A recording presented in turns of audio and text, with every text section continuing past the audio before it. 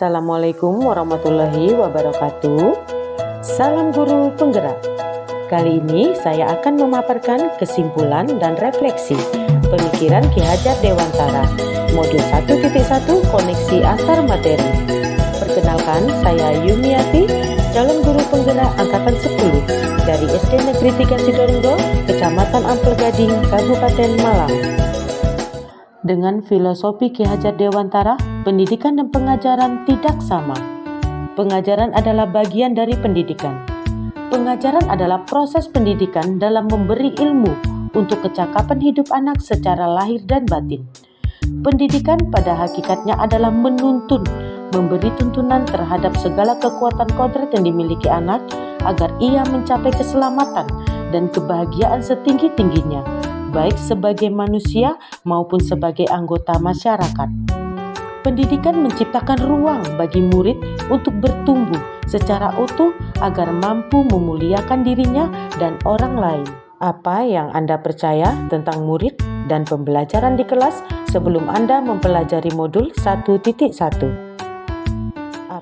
Sebelum mempelajari modul 1.1, pembelajaran yang saya lakukan hanya memberikan materi, ketuntasan dalam menyampaikan materi, hanya melihat hasil dari nilai pembelajaran.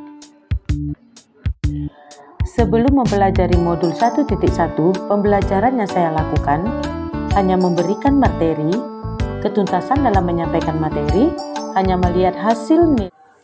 Sebelum mempelajari modul 1.1, pembelajaran yang saya lakukan tidak peduli apakah murid sudah paham, hanya meminta murid mendengarkan, sering mengeluh karena banyak murid mendapatkan nilai yang jelek setelah melakukan ulangan.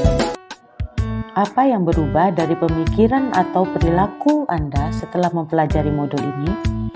Setelah saya mempelajari modul 1.1 tentang pemikiran Ki Hajar Dewantara, saya menyadari apa yang saya lakukan dalam pengajaran selama ini tidak tepat dan tidak berpihak kepada anak didik.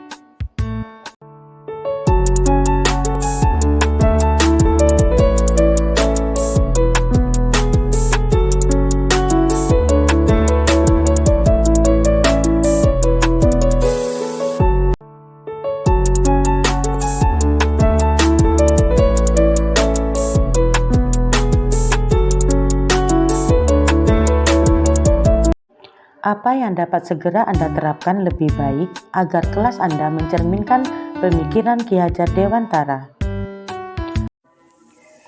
Yang dapat segera saya terapkan dalam pembelajaran di kelas antara lain, merancang pembelajaran yang menyenangkan dengan melibatkan murid, menerapkan pembelajaran berpikir kritis, kreatif, komunikasi, dan berkolaborasi, belajar yang berpihak kepada anak didik.